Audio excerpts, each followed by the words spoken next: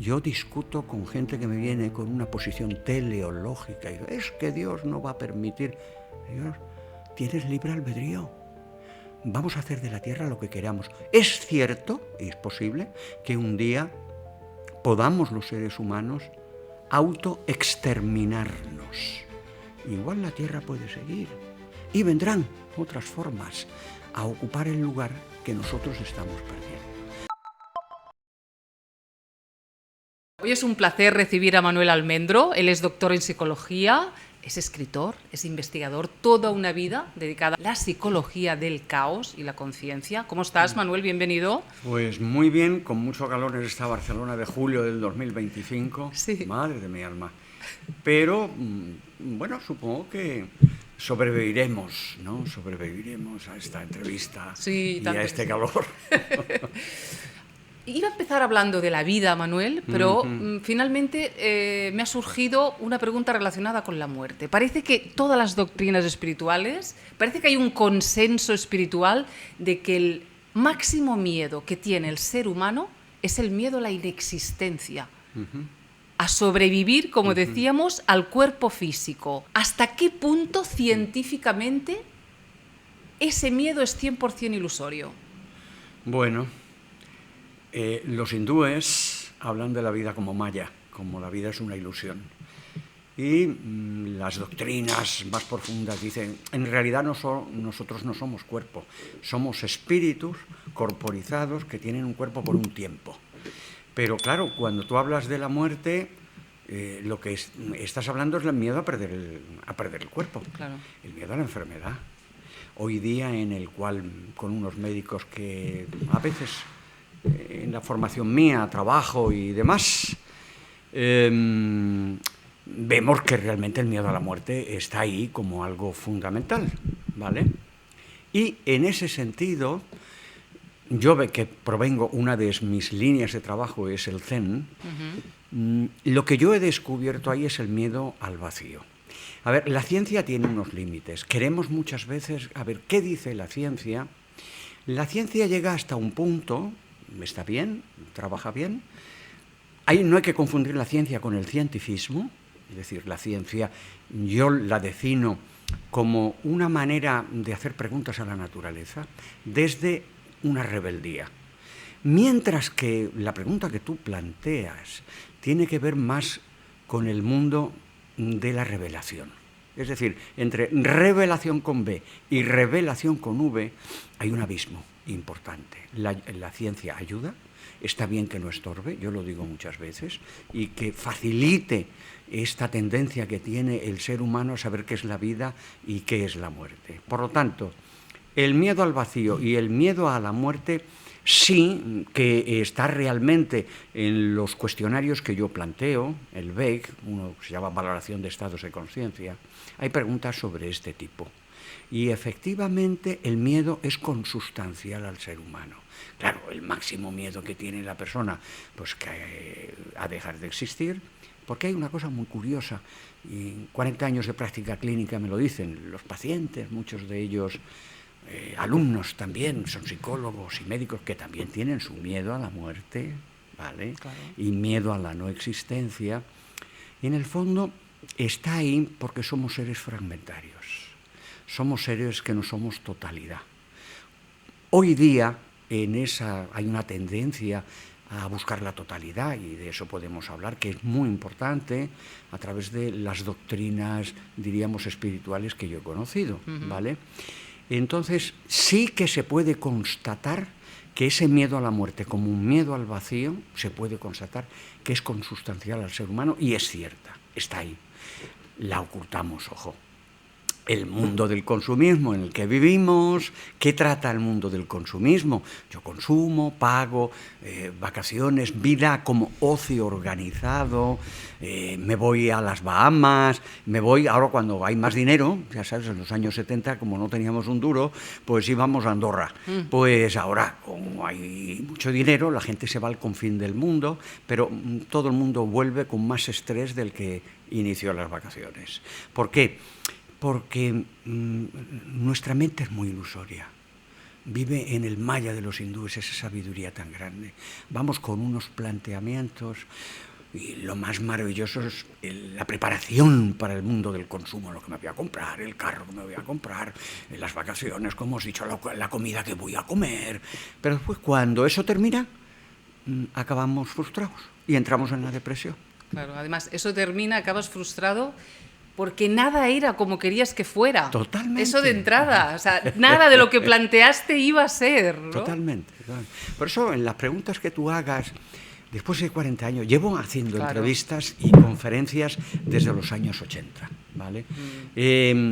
Al principio, fíjate que me llamaba la atención de que hice unas conferencias quizás hace 30 años, y había una cámara como la que tú tienes ahí, maravillosa en el fondo, que yo no la veía, y yo pensaba que dando la conferencia pues a la gente y tal, y de pronto me llaman por teléfono, oye, que te he visto en tal portal, todavía yo creo que el YouTube famoso y tal no existía. Digo, pues si no lo sé, dice, no, es que te grabaron, no, y enterado.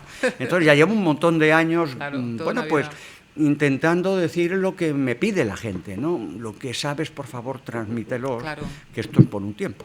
Exactamente, ¿no? Pero lo que has dicho antes un poco, olvidamos que vamos a morir. Totalmente, Nos olvidamos de eso y es algo inevitable, ineludible y llega y nos sorprende. Claro. Y llega y no sabemos afrontar ese tránsito. Y tú has dicho más una vez, Manuel, eso es una vivencia. La muerte es una vivencia, hay que vivirla, hay que transitarla de forma consciente. Eso, mira, te voy a decir una cosa importante.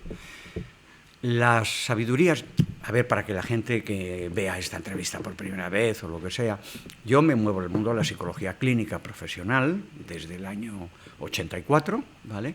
Donde empecé a trabajar aquí en Barcelona, etcétera. Pues me ha tocado trabajar con muchos sitios y entro con el mundo indígena y el mundo del Zen. El mundo del Zen, ayudé a montar aquí algunos centros. Estoy hablando a mediados de los años 70, el Zen y las medicinas indígenas, ¿vale? O sea, que hace muchos años.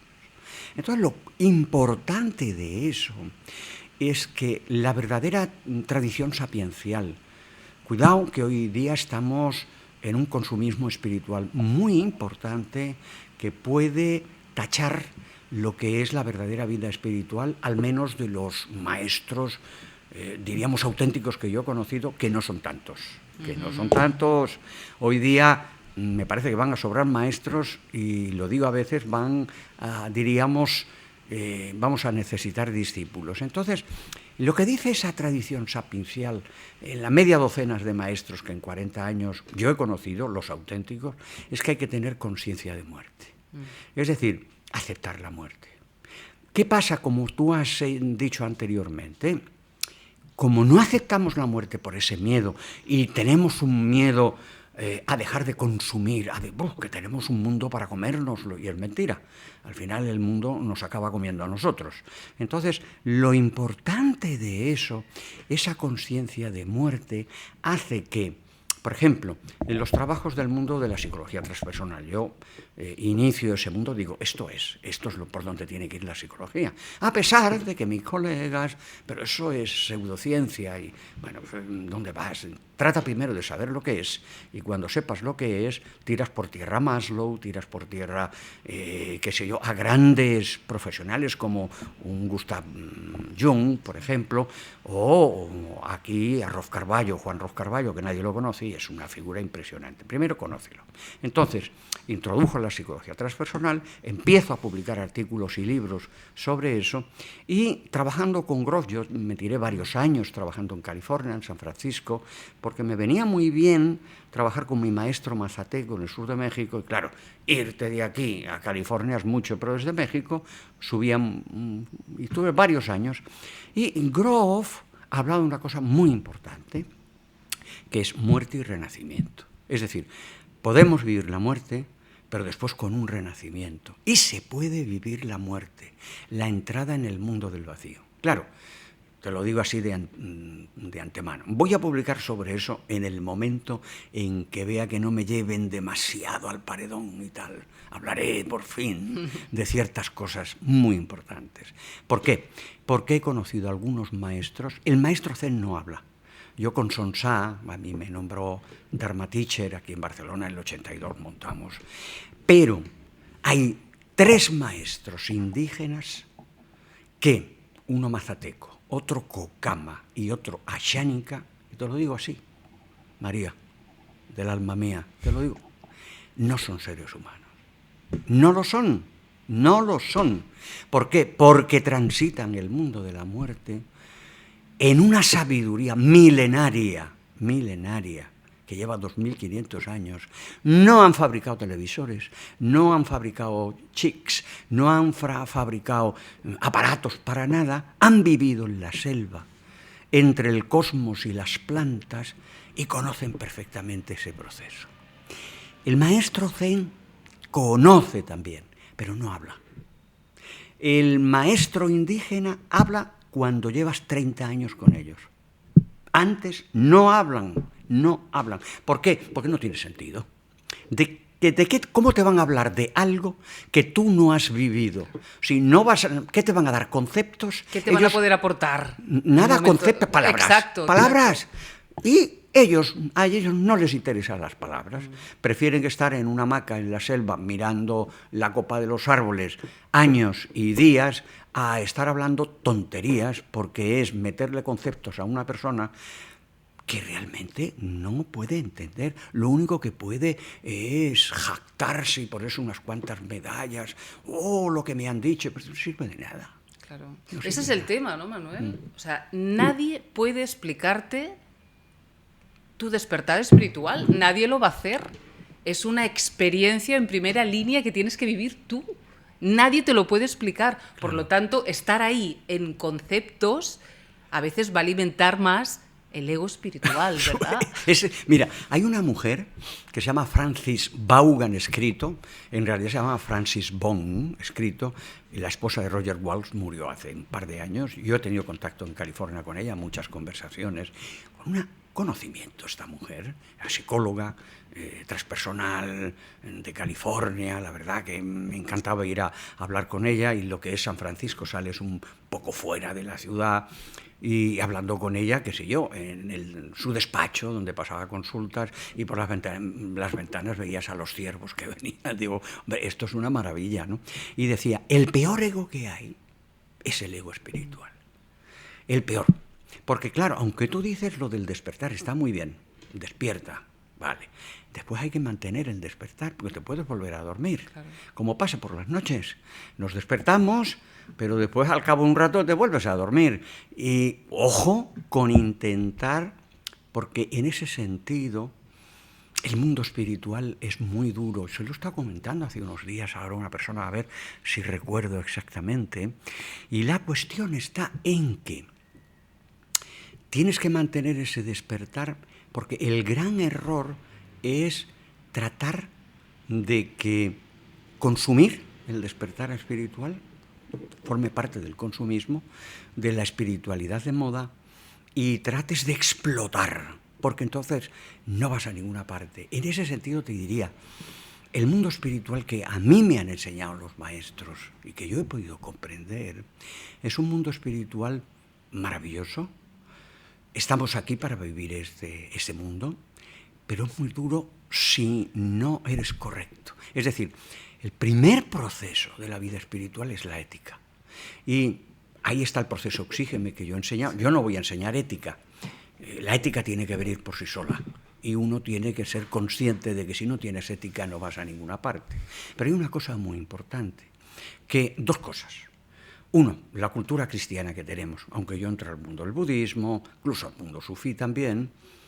Había una cosa que Jesús de Nazaret decía que es clave: el reino de los cielos está dentro de vosotros, no busques fuera. Si buscas fuera es para encontrar dentro. No vayas a buscar fuera para encontrarlo fuera, porque fuera no está.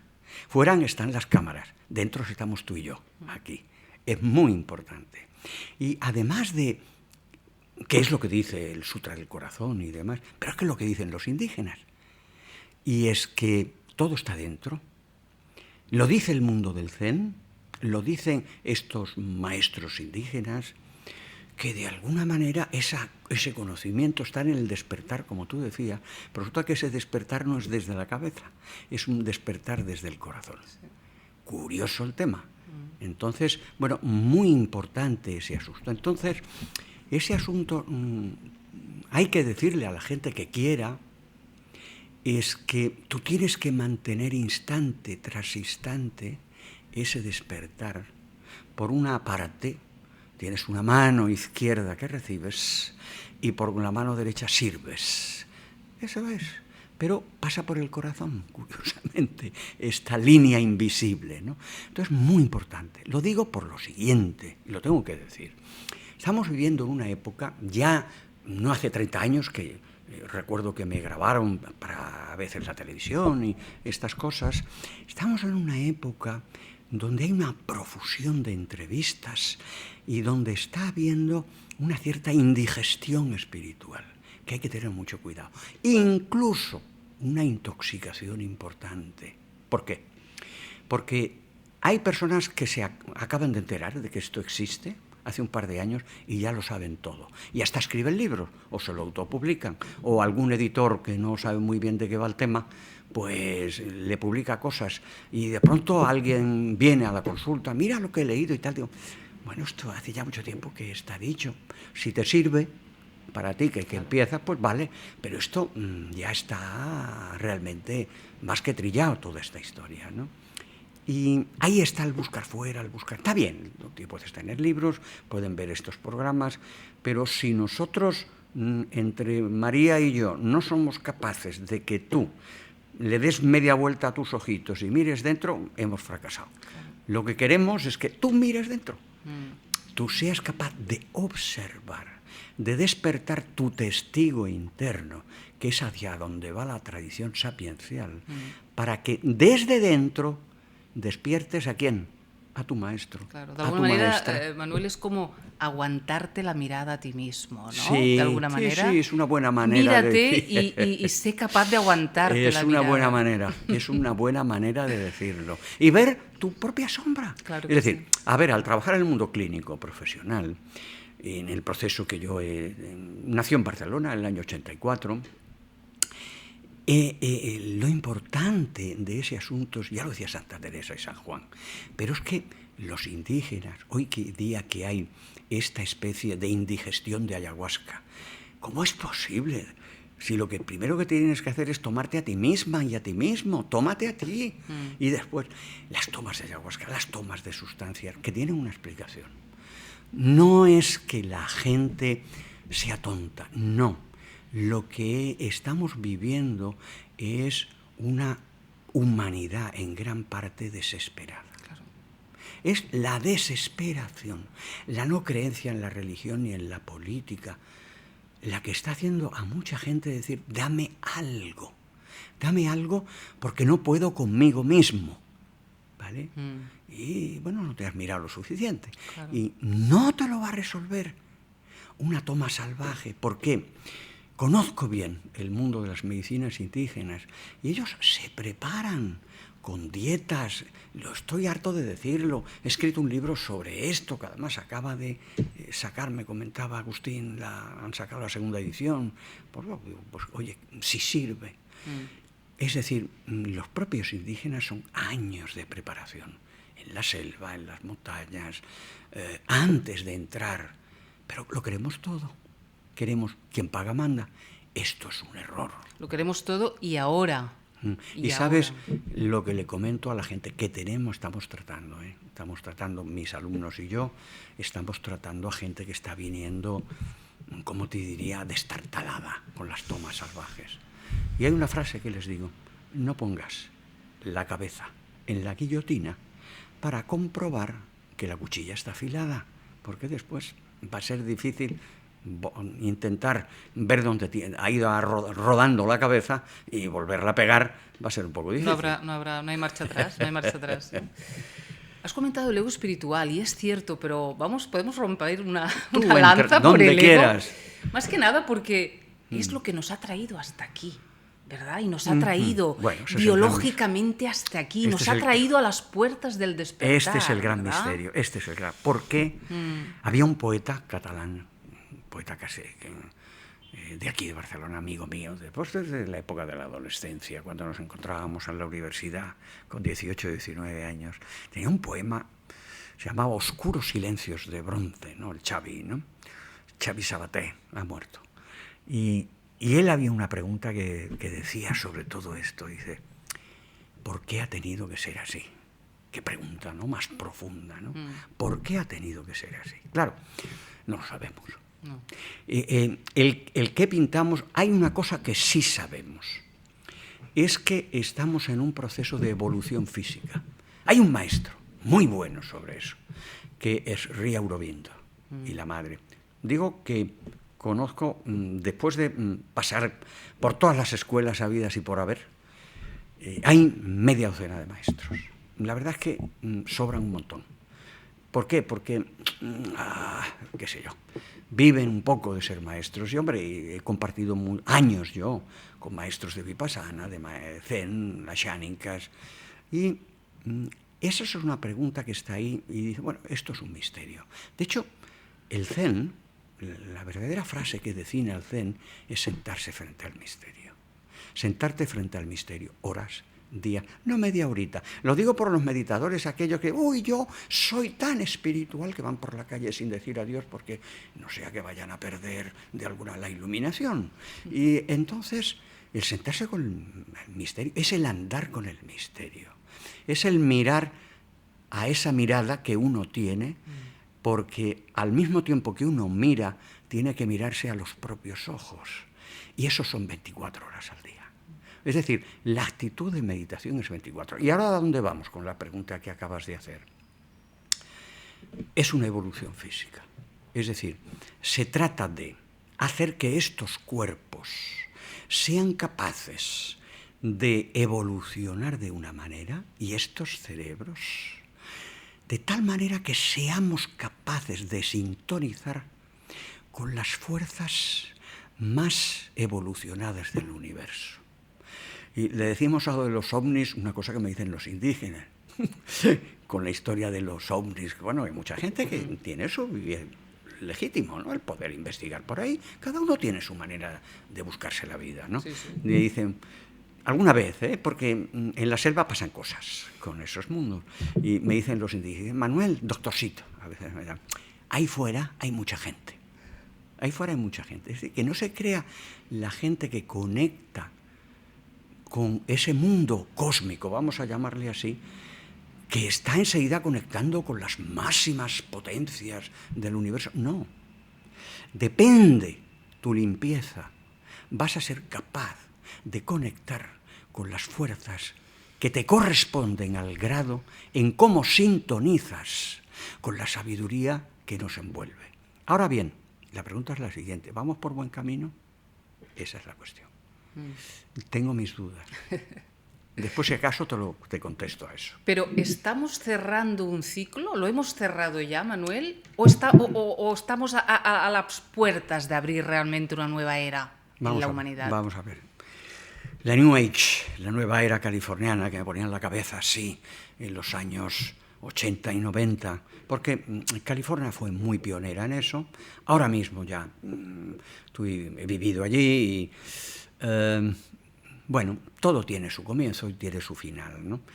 Yo creo que hay tanta desesperación sobre este mundo sin sentido, de corrupción, por todas partes, diríamos de lucha por el poder, etcétera, que estamos en una lucha titánica, te lo digo, con lo que a mí me enseñan y lo que yo, obviamente, no estoy allí recibiendo palabras, yo no me voy a un mundo zen a recibir palabras, las palabras me sobran, no estoy trabajando con mundos indígenas sabios para recibir palabras, porque allí lo que se vive es silencio. Desde el comienzo de la humanidad, los persas ya hablaban de Hormuz y Arimán, del bien y del mal. Siempre se ha hablado del bien y del mal en la tradición cristiana. Lo que hay ahí es que hay unas fuerzas cósmicas que trabajan para la construcción y la elevación del universo. Y unas fuerzas cósmicas que trabajan para la destrucción. Y están ahí en pugna porque, en el fondo, la conciencia universal colocó estas dos fuerzas porque el mundo destructivo es un mundo de pruebas. el diablo no sabe para quién trabaja.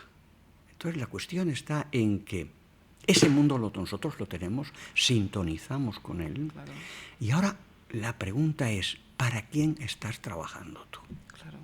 Y eso es un reflejo de lo que es el ser humano, ¿no? Esa Totalmente. Parte oscura y esa parte luminosa eso es. Que deben hallarse. Sí, pero esa parte oscura, los maravillosos maestros que tenemos, San Juan de la Cruz, la obra completa, Santa Teresa, bueno, son una maravilla.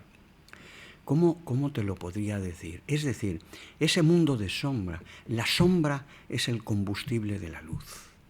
Está ahí porque vivimos en un mundo de pruebas. El mundo cósmico, del mundo indígena, ya te he dicho que sí, yo he podido hablar con ellos después de muchos años.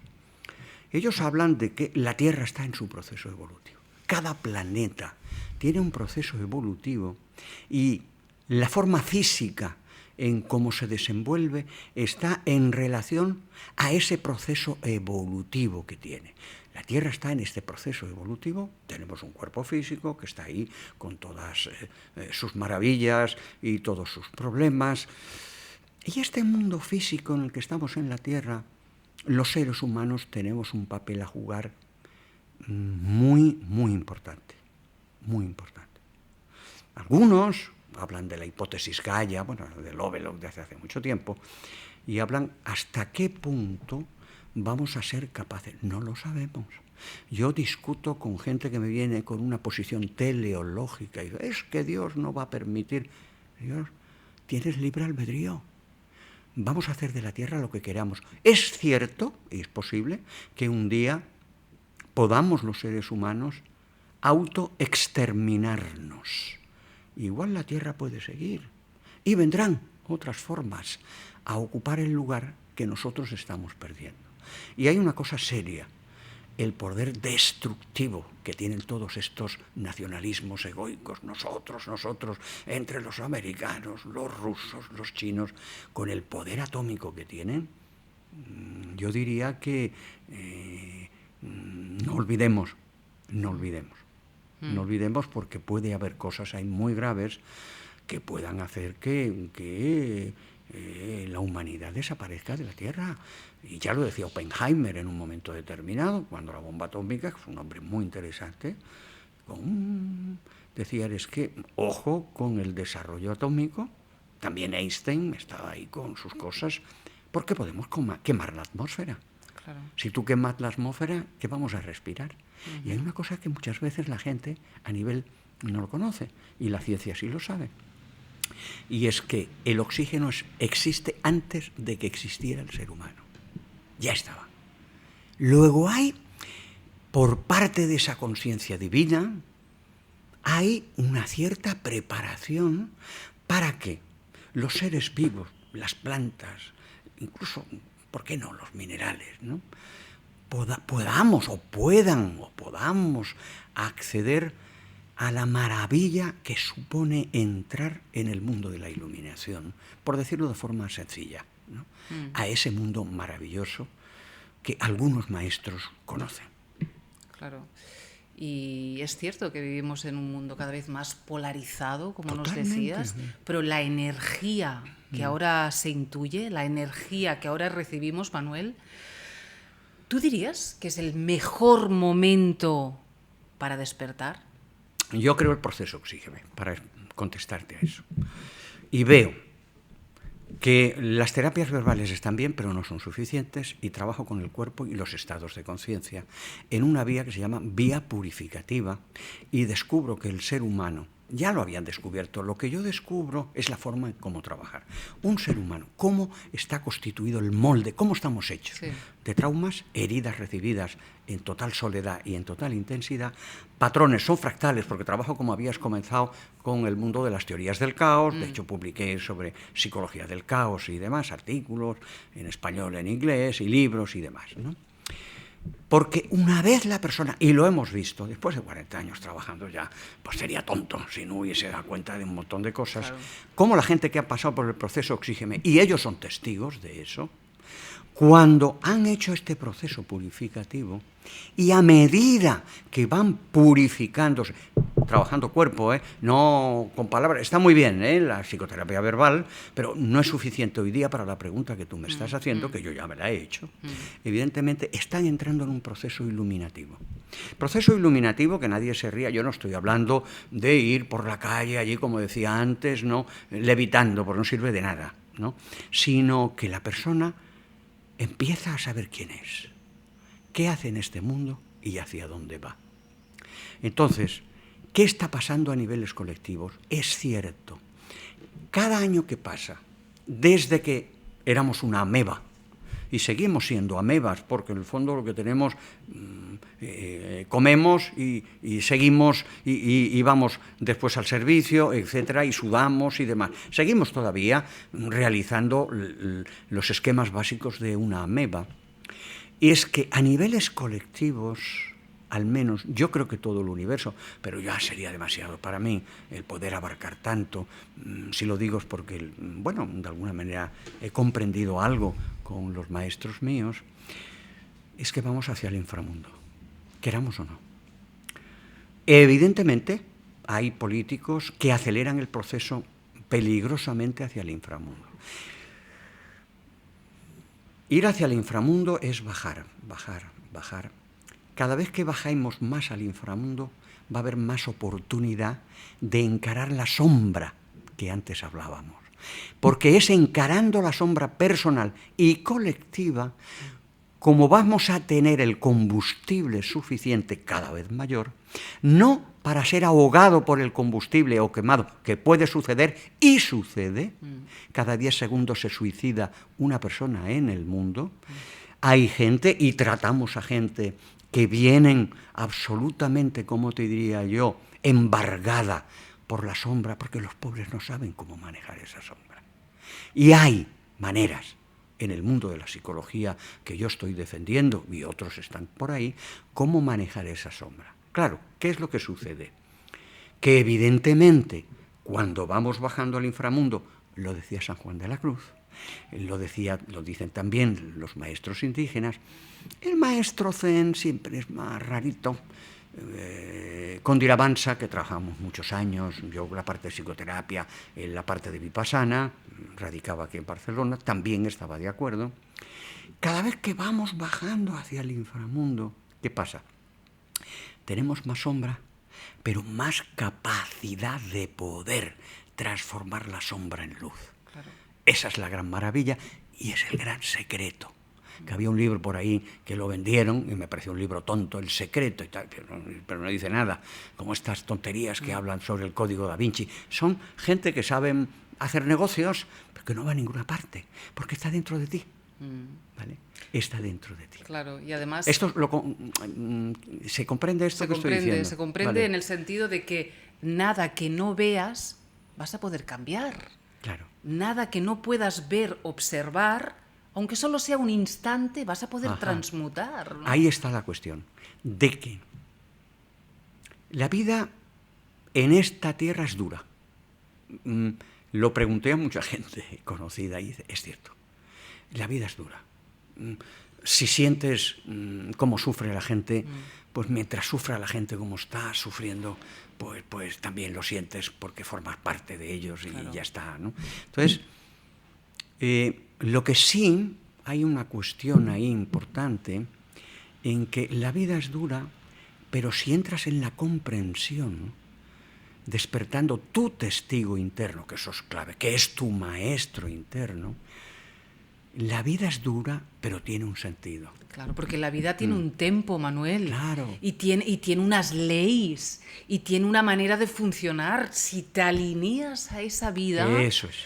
Vas con la vida, pero ya dejas de ir en contra, dejas de luchar. Y sabes otra cosa importante, que ese estado de conciencia, nosotros le llamamos, trabajamos mucho con los procesos autoperceptivos, hacer que la persona se perciba a sí mismo. Me gusta trabajar con el cuerpo, trabajamos con Jara, en fin, sería prolijo explicar eso, de que efectivamente la persona cuando encuentra el camino se da cuenta de una cosa, que mucha gente del mundo espiritual y en esta especie de moda, en el cual resulta que la persona, lo que he descubierto y lo que hace es ensanchar su ego, eso no sirve para nada. Entonces, lo importante es que si tú quieres mantener un camino correcto, es instante tras instante. Pero te diré más. Y te lo digo porque lo he visto y lo he conocido. Como tú, instante tras instante, hayas alcanzado un nivel de elevación maravilloso, pero en un momento determinado lo puedes perder todo.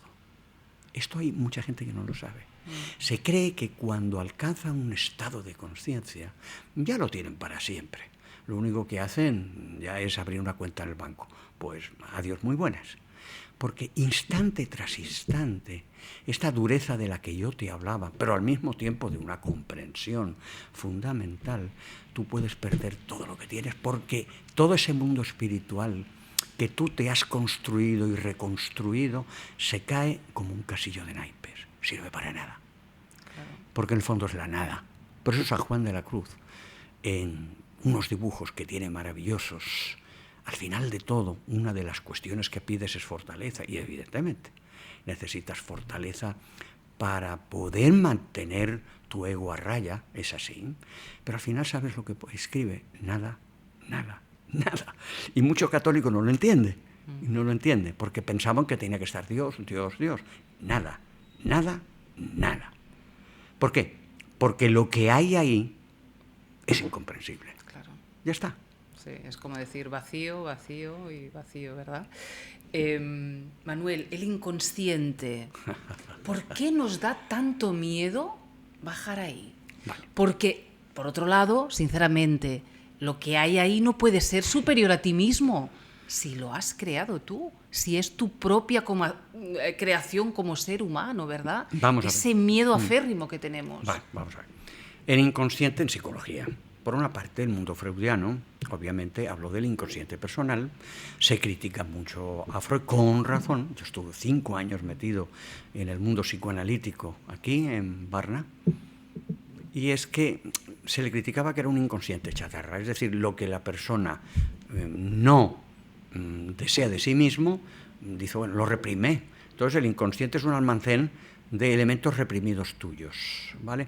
Freud no era ningún tonto, porque él, aparte, incluso a pesar de las discusiones con Jung lo abandona, muy a su pesar por parte de Jung, él habla de un inconsciente arcaico. Luego él, de tonto, ¿qué es el inconsciente arcaico? Decía, no, aquí hay cosas que no provienen de la represión. ¿Quién da con la clave? El inconsciente colectivo de Jung, ¿vale? ¿Qué es el inconsciente colectivo? Todo lo que no podemos comprender, ¿vale? No solo a niveles personales, porque el inconsciente personal estaría contenido en el inconsciente colectivo, no solamente a niveles personales, sino el mundo de los arquetipos. Es decir, hay ahí unas figuras, modelos, que de alguna manera están estructurando la vida que nosotros llevamos. Te diré más cosas, que hay mucha gente que esto no lo comprende, pero hay que explicarlo. La gente dice, decide. Mentira, tú no decides, decide tu inconsciente. Sí que los políticos te van a decir, decide, vota por mí, vota por no sé qué, compra la lavadora, pero claro, para programarte, porque vivimos en un mundo de programación, los que están en el poder, sabes que si tienen el control de opinión, tienen el control del poder y nos engañan como quieren. Totalmente. Entonces, la cuestión está en que para comprar una lavadora, ¿cuántas te la anuncian? 20 veces, hasta que acabas con una ratita comprando el queso, ¿vale? Entonces, ese inconsciente colectivo es poderoso. Te diré alguna cosa que Rosa María Daclas, aquí en un pueblo de Barcelona, antes de que saliera el libro rojo de Jung, yo sospechaba de eso, porque conocía bien la obra de Jung cuando estuvo en el lago Constanza en Suiza, es una persona que me ha interesado bastante. Sí. Dice, Manuel, no son los arquetipos lo que pensaba Jung, saldrá en el libro rojo, sino los espíritus. Jung estaba ya diciendo que eran arquetipos, ¿para qué? Para que no lo criticaran.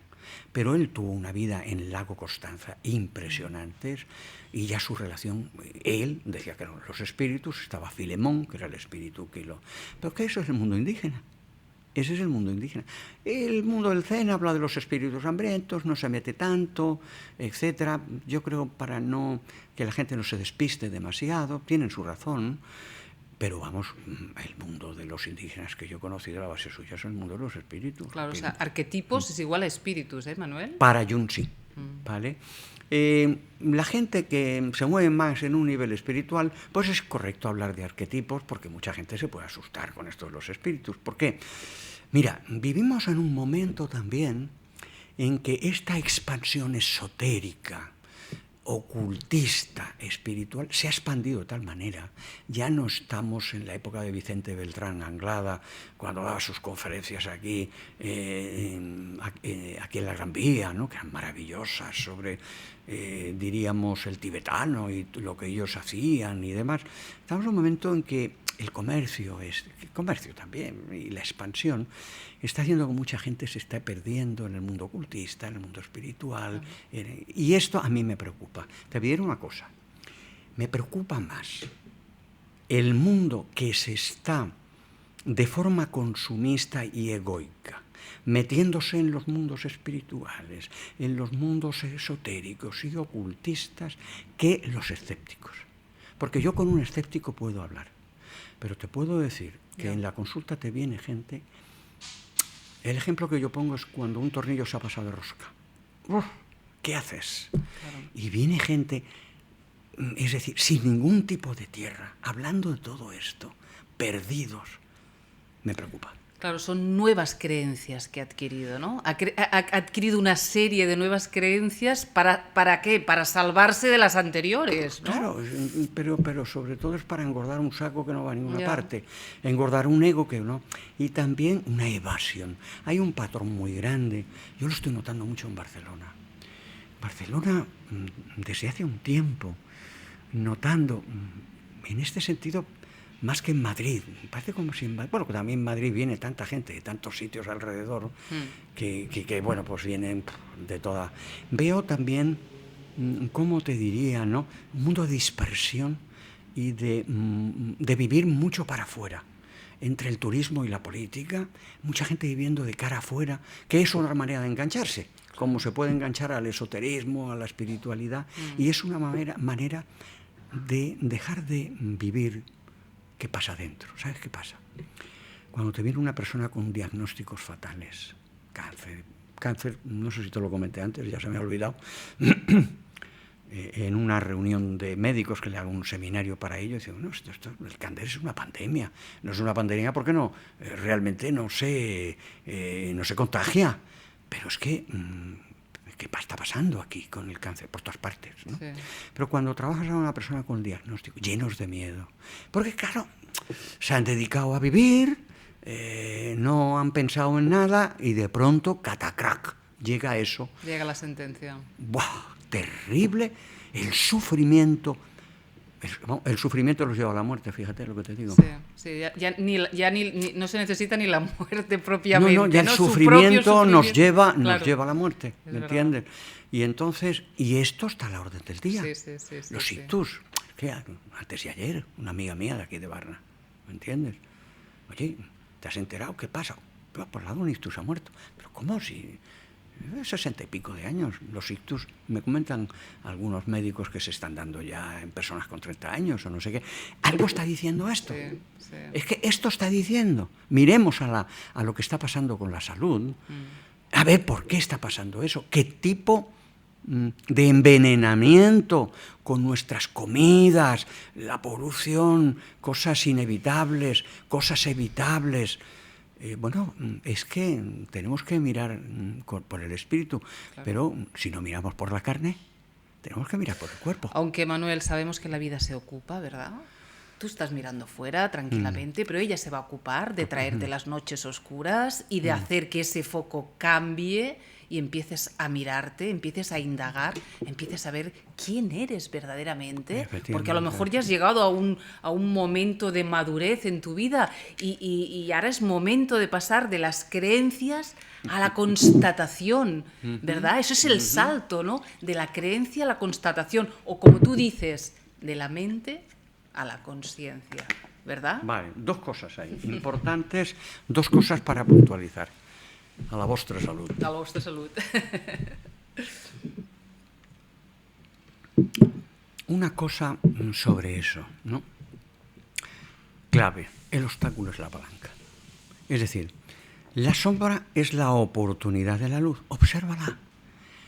Sí, lo que haces es lamentarte y entras en el patrón de la lamentación y tratas de tomar pastillas, de tomar más cerveza, buenas comidas y buenos viajes, no vas a tapar porque ya lo tienes en el moño la sombra, está aquí. Por mucho que corras, es tu propia sombra, ¿vale? Y en ese momento, como Peter Pan, la sombra te va a perseguir. Eso es lo importante. Por lo tanto, esa es una decisión que se tiene que tomar. El obstáculo es la palanca. Y la vida te está poniendo delante aquello que tienes que resolver para poder seguir creciendo y evolucionando. Ahora bien, importante la segunda cuestión. ¿Dónde creo yo que está, en qué proceso evolutivo y de caída, que habíamos hablado antes, hacia el inframundo, está el ser humano? Para mí, lo veo con toda claridad, la mente que hemos potenciado y se le enseña a los niños en las escuelas, más mente, la mente es dual. Es dual. Sí, sí. La inteligencia artificial, por mucho que digan, es una máquina calculadora de almacenar información. Es un nuevo negocio que está ahí, que tendrá su servicio, parte del servicio, pero no el mito que están creando. Nuestra sociedad crea mitos, ¿vale? Las banderas son mitos, ¿vale? Entonces, ¿para qué te amortajan? Entonces, la cuestión importante es que para mí lo veo con total claridad, porque lo que yo he aprendido en el mundo de la psicología, evidentemente, han venido por mis estudios y mis clases y como estudiante y pues en lo que he participado después de estudiar, en fin, todo eso, ¿no? Seminarios, maestros en el mundo de la psicología en diferentes escuelas. Traje yo a Claudio Naranjo el año 82 aquí con 2 personas, Stan Grof y muchas otra gente, ¿no? Bien, lo más profundo que yo he conocido, lo he conocido a través del mundo del Zen y a través del mundo de las medicinas indígenas. Y a partir de ahí yo puedo decir, estamos en un límite en que la mente es dual, lo quiero, no lo quiero, me voy, no me voy. Y las decisiones que se toma la gente, desde elegir la persona con la que quieres convivir, son decisiones inconscientes, que no pasan realmente por una reflexión. Y de alguna manera la mente vomita lo que tiene en su propio estómago, ¿vale? Pero es más. ¿Pero para qué? Para que lo veas, ¿no, Manuel? Sí, para que lo veas. Para que lo veas tú y lo vean los demás, sí. Y te compres, al final vayas con tu propia mente como el último artilugio de moda que hay en tal tienda maravillosa con tal nombre, no sé qué, como nos comen el coco. Sí, vale, sí, pero bueno, sí. A lo que voy. La mente dual es una mente destructiva, que es la quiero, no la quiero, me voy, no me voy, lo hago, no lo hago. Y eso está llegando al final ya. ¿Cuál es el próximo paso? Pasar de la mente dual destructiva a la conciencia. Y en la conciencia no hay, ¿cómo te diría yo? No hay dualidad. Pasamos de la dualidad a la unidad. La gente que pueda vivir los estados de conciencia en procesos de meditación y en otros procesos de los que es, diríamos, las vías que yo estoy hablando, sabe lo que le estoy diciendo. La que no lo haya vivido, ojalá esta pequeña consigna les sirva para que puedan vivirlo. Claro. Pero no son conceptos, es un hecho. Sí. Esa es la gran diferencia. En ese sentido, Krishnamurti es un gran maestro. Estamos podridos en conceptos, nos rellenamos de conceptos y nos faltan hechos. Nos faltan hechos. Claro que él tuvo 5 años de Kundalini, poderosos, y si hablamos de Kundalini, madre de mi alma, menuda energía se está moviendo y cómo se está manipulando. Sí, pero al final hay que ir a lo concreto, porque estamos en lo concreto, y para bajar ese cielo a la tierra debemos tener bien claro qué tenemos que hacer, porque hemos venido con algunos dones, con unos sí y otros no, por lo tanto habrá que hacer algo aquí, ¿no? Sí. A nivel concreto, Manuel, ¿cuál es el sentido del ser humano? El primer sentido del ser humano es el gran, terrible síntoma peligroso que la gente tiene y que le cuesta a veces descubrir. Y te lo explico primero. Los pacientes que vienen sufriendo, no le encuentro sentido a la vida. Vale. Entonces, lo primero en ese descenso celeste al mundo, podríamos decir, de la oscuridad, es encontrar tu sentido a la vida, con una razón fundamental. Todo ser humano ha nacido con una conciencia que tiene dentro. Muchos se mueren sin ni siquiera haber conectado con su propio teléfono interno, ¿vale? Tanto con los móviles y tal y cual, pero es humano. Evidentemente, venimos a esta tierra cada uno con su propio karma, con su propia herencia. Ni el ser humano es una tabula rasa que aparece por primera vez aquí. Traemos una herencia, y yo personalmente, en todo el proceso que trabajo con la gente, es cómo descubrir tu herencia, cómo descubrir tu karma, que está construida, como decía antes, de patrones y de traumas. Y esto es trabajar con los pies en tierra. Esto es trabajar con los pies en tierra. Porque si no se... Y por eso hay que trabajar con el cuerpo, hay que trabajar con la mente, hay que trabajar lógicamente con las emociones, y hay que trabajar con la conciencia-energía, porque la energía es un vehículo de la conciencia. Y son palabras mayores, ¿eh? Sí. Trabajar con las energías son palabras mayores, de verdad, ¿eh? Quieres decir que hay que perderle el miedo, ¿verdad? Sí, pero a ver, es muy peligroso meterse en un campo de trabajo con las energías sin una dirección, muy peligroso. Cuando hablamos de energía, solo hay una energía, que es la Kundalini, la energía Kundalini. Tenemos un maestro maravilloso, se llama Gopi Krishna, murió. Tiene una entrevista del año 76, que es una entrevista pionera. Tiene su libro maravilloso, Kundalini, en el cual se metieron unos cuantos amigos míos aquí, ¿sí? En el norte de Cataluña, a trabajar, y se aburrieron después de, no sé si 3 o 4 años, meditando a ver si se les despertaba, cómo se les... Y, ¿sabes qué pasa? Que el despertar no avisa, ni tiene causa. Por muchas... Esto es un problema que tienen los meditadores. Sí. Voy a meditar, o los que toman cosas, voy a tomar para conseguir... Estás en el error. Maestro Zen, equivocado. No vivimos en un mundo de causas y efectos. Estás equivocado. Y lo tienen los grandes maestros Zen. Huineng, conocido como maestro Eno, Dogen. El mundo del Satori, de la iluminación, está fuera de las causas y de los efectos. Porque es gracia. Es que hay que decirlo. Pues, ¿cómo es posible que mucha gente del mundo del Zen... A ver, sí que tienes que meditar y tienes que arar el camino, tienes que preparar el campo. Ponte a disposición, a ver, ¿no, Manuel? Vete a sembrar cebollas y qué sé yo, y digas, cebolla, siémbrate. No, tendrás primero que coger el tractor o coger, qué sé yo, las herramientas, escarbar la tierra, peinar la tierra, echarle agua para que quede bonita y después poner semillas. Y pueden ser que las cebollas salgan, pero puede ser que no. Exacto. Pues esto es así.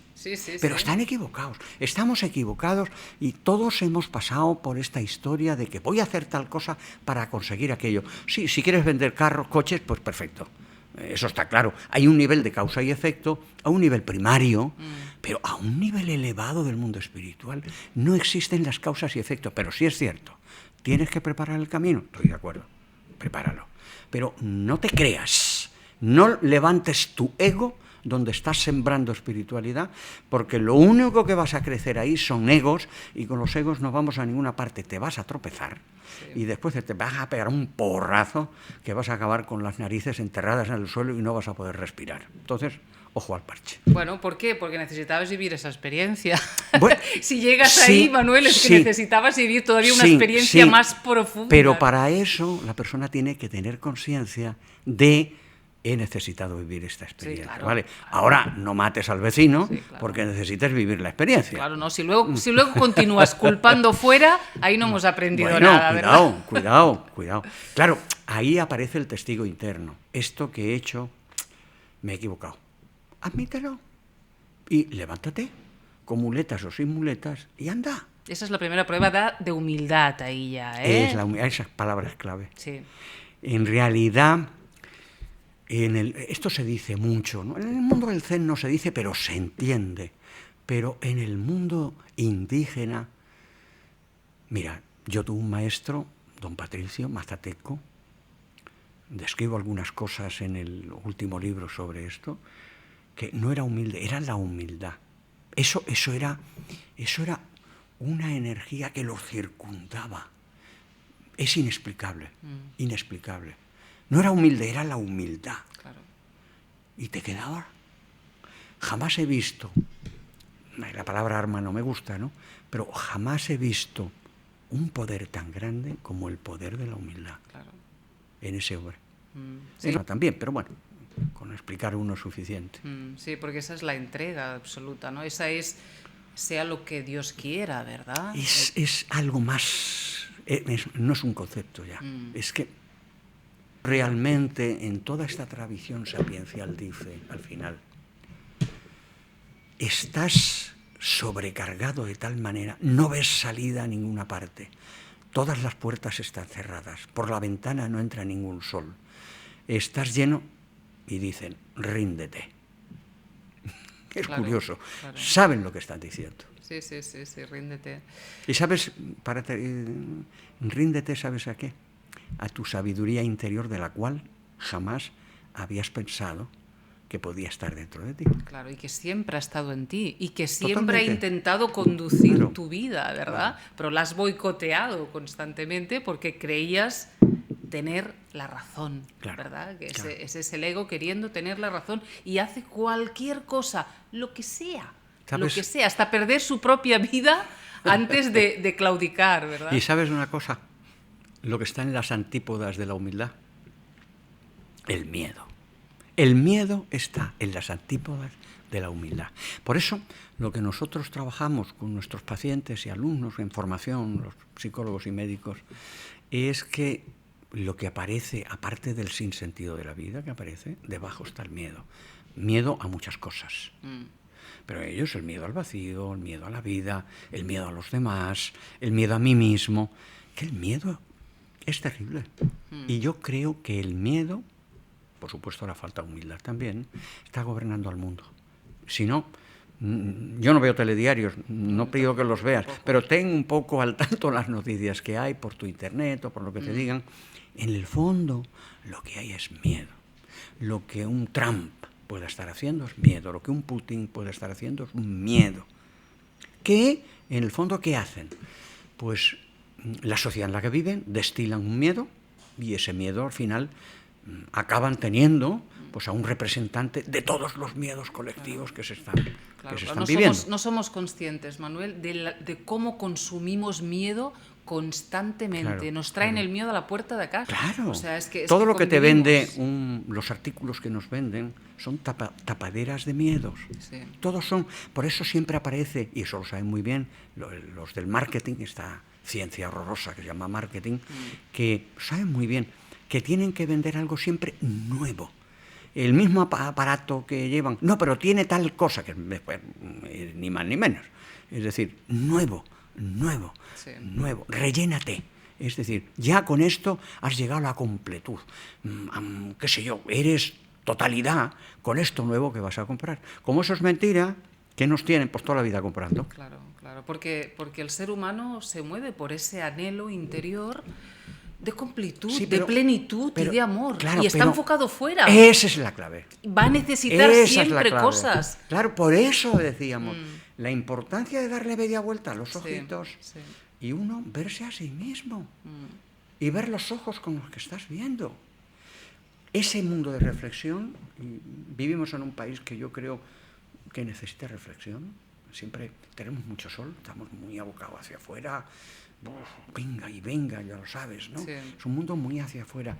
Los mundos del frío, como Suecia, vamos, los conozco también, están más abocados hacia adentro, Sí. pero a veces no saben cómo manejar eso. Claro, se recogen más, pero no saben Porque, qué hacer claro, con ello. llega octubre y resulta que tienen que encender la luz 24 horas al día. Claro. Y no pueden ir al vecino porque hay calles que además resultan, en algún pueblo que estuve del norte de Noruega y de Suecia, que no tienen ni número, ni tienen las calles no tienen nombre porque nadie va a ningún sitio. Claro, claro. Aquí sí, aquí es que todo el mundo está con los vecinos, para arriba y para abajo. Sí. Ambas cosas tienen su lado bueno y su lado malo, pero sí que sería importante el mundo de la reflexión y decirle a la gente, párate un poquito, respira, escúchate, pero no escuches tu mente, si es posible. Al principio vale, te lo permitimos. Escúchate todo este devaneo y esta locura mental, porque la mente es la que está produciendo las enfermedades, Sí, claro.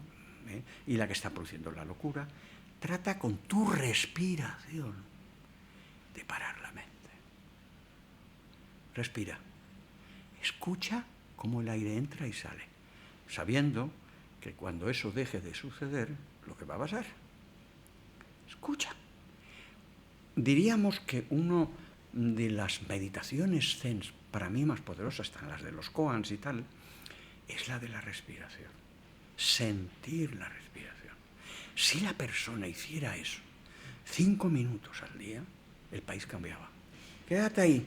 El que esté en un parque, esté en un parque. Como si estás en el cuarto de baño, si es lo mismo. O estás en la puerta de tu casa o en el trabajo. 5 minutos. Lo mandamos nosotros a la gente. Claro. Y alguna de la gente dice, mira, hay tanto ruido que esos 5 minutos me voy al cuarto de baño, me siento allí y estoy respirando, escuchando.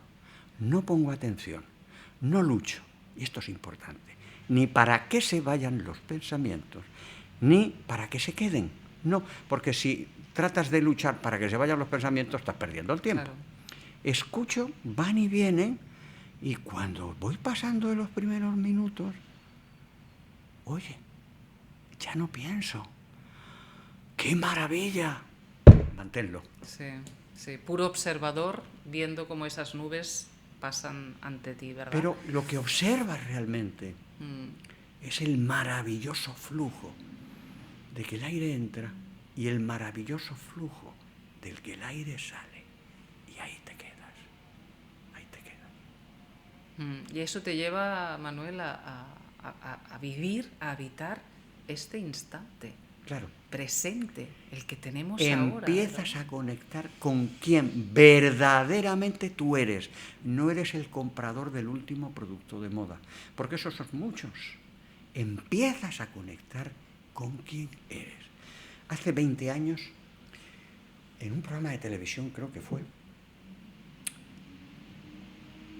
y mandó un mensaje. Nosotros en la escuela, Oxígeme, tenemos una persona que se encarga de recibir, pues, y había una persona que escribió, creo que desde Perú, que vio esto en ese programa. Y dice, en 20 años no ha habido nada más que me haya servido que unos minutos, hablaba de mí, yo enseñaba este procedimiento. De Perú. Bueno, servimos de algo. ¡Qué maravilla! ¡Qué maravilla, qué maravilla! Tú dices algo muy bonito, Manuel, dices, a cada instante la vida, si abrazas este instante, la vida te presenta el misterio. Totalmente, totalmente. Pero el misterio hay que vivirlo. Ahí hemos terminado. Con la palabra misterio hemos acabado el límite. Ya no hay que explicar más. Vívelo. Vívelo. Exacto. Y a partir de ahí, entonces estamos haciendo algo. Claro, porque esto es experiencial, es vivencial. Tu vida no la puede vivir nadie por ti, tienes que vivirla. Pero hay una cosa, un ejemplo muy sencillo. A mediodía vas a comer. Dile a tu vecino que coma por ti. Bueno, y aquí a 15 días me dices, ¿vale? No. O sea, el momento del nacimiento y el momento de la muerte es absolutamente personal e intransferible. Pero ahí todos los momentos de la vida, los momentos reales, son personales e intransferibles. Y ese pequeño ejercicio de respiración que he comentado hace unos instantes es una de las claves fáciles ¿Por qué? Porque lo tienes a mano. No tienes que hacer el maravilloso curso del maestro americano que viene y en un fin de semana, por la módica cantidad de 650 euros, mentira. Eso no va a ninguna. Porque él lo consiguió. Él lo consiguió. Pero lo consiguió, si es que es verdad, y no nos vende la hamburguesa de turno, lo consiguió, pues estupendo para él. Claro. Lo que tienes es que conseguirlo tú. Exacto. Contigo. ¿Vale? Si no... Estamos acabando, Manuel, pero bueno, antes has comentado, hay 3 personas, he conocido a 3 personas en mi vida que puedo decir que han superado el hecho de ser humanos. ¿Qué es lo que más te llamó la atención de sus vidas? ¿Y cómo era su día a día? ¿Cómo era su cotidianidad? Pues la cotidianidad es lo más sencillo que tú puedas ver, porque son personas que pasan por la calle y no van más allá de los pedruscos que se encuentran, en ese sentido, absolutamente humildes, de entrada. Lo que ellos conocen y yo he podido saber de ellos es un misterio, y ahí lo acabamos todo. Pero sí que puedo decir algo. Atraviesan la raya de la muerte a voluntad. ¿Qué quieres decir? Que van y vuelven. ¿Que pueden salir del cuerpo a voluntad? No, porque eso nos lleva a estos viajes astrales y no sé qué. Más que eso. Más que eso. Más que eso. Más que eso. Bueno, lo dejamos aquí. Última pregunta, Manuel. ¿Qué es Dios para ti? A ver, Dios es una palabra difícil de usar, porque se ha abusado tanto de esa palabra, las famosas guerras, porque Dios está de nuestra parte. Pues si Dios está de nuestra parte, no puede estar de la otra, y los otros dicen que Dios está de la otra parte. Pues ¿qué pasa, no? Bueno, vamos a ver. Sí se puede hablar de Dios, yo creo que con prudencia. Muy pocas veces hablo de Dios. Me gusta casi más la conciencia universal, porque te lo diré lo siguiente. A veces las palabras son fronteras. Mira que los idiomas están ahí para crear comunicación, ¿no? A pesar de que unos luchen porque mi idioma es... Bueno, pues no es el único, hay muchos. Entonces, te lo diría de una manera. La conciencia universal, lo que llamamos Dios, está justo, imagínate una pirámide con varias caras, ya sea poliédrica. Ese Dios, esa conciencia universal, está en la punta. Y es lo máximo que hay, que es la vivencia que diríamos de cuando se habla de ser capaces de descender el cielo a la tierra, hacer tal transformación en la tierra que ya la tierra sea cielo y no sea el infierno que estamos viviendo, porque también vivimos el infierno en la tierra, es que ese Dios o esa conciencia universal está en la cúspide de esa pirámide. Y hay muchas maneras de ascender. En ellos tenemos la mística, que es una maravilla, ¿no? La mística musulmana, de sufíes, de derviches, la mística cristiana, el mundo budista, ¿no? Aunque no le llamemos, el mundo hindú, una religión también muy poderosa. Y Dios sería el que está arriba en la cúspide. El problema está, en muchas guerras, de que cada uno de los que suben por una cara de la cúspide crean que tienen la verdad. Y ahí está. Y ahí hemos tenido muchas guerras y seguimos teniendo muchos conflictos, ¿vale? Por lo tanto, ¿qué es Dios? Dios es la conciencia universal. ¿Qué es la conciencia universal? La sabiduría absoluta de qué es la vida y qué es la muerte, pero mucho más allá de eso. De entrar en la conciencia de un mundo de tal nivel, podríamos decir, de sutileza, de belleza, de amor. Eso, que no había salido la palabra aún. Sí. No había salido la palabra aún, Manuel, amor. Sí, pero también te diré lo siguiente. ¿Y por qué yo ahora la utilizo muy poquito? Porque hay demasiados vendedores de amor por el mundo, ¿vale? Demasiado a veces vendedores del corazón. Me cansa un poco. Entonces sí, que la palabra amor está ahí y es un punto importante, siempre que no la tiremos a la papelera, ¿vale? Con tanta, diríamos, presunción de, con las manitas puestas así, ¡ay, amor! Va mucho más allá. Estamos hablando de un amor que va mucho más allá. Entonces, la cuestión está en que esa conciencia de belleza, donde están todos los atributos máximos, eso es Dios.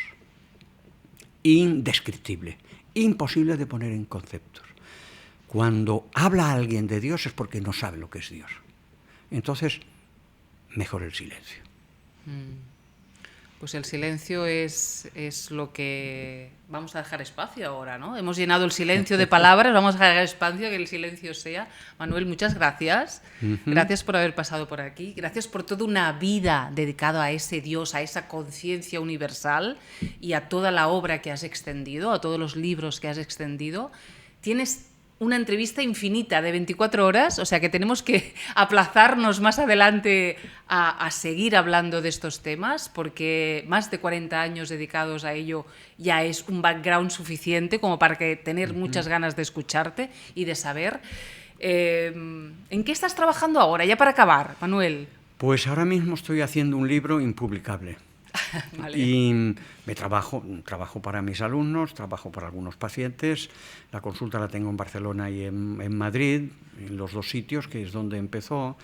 Y bueno, el primer trabajo mío es el silencio. Después, cuando soy capaz de salir del silencio, empiezo a trabajar con los silencios de los demás. Y ahí está la cuestión, ¿vale? Sigo trabajando con los indígenas, sigo trabajando en el mundo del Zen ya por mí mismo y bueno, voy a una maestra que tengo cercana por estar más o menos con el grupo de gente que medita, que es lo que más me llama la atención, y manteniendo la pregunta. Presente, como una vela encendida, ¿verdad? En el corazón. Ahí está, como las vírgenes aquellas, ¿no? Con la lámpara encendida, procuro siempre tener el queroseno al lado y no pedírselo a los demás. Qué bueno. Muchas gracias, Manuel. Gracias por pasar por aquí. Pues gracias a ti, María, del alma mía.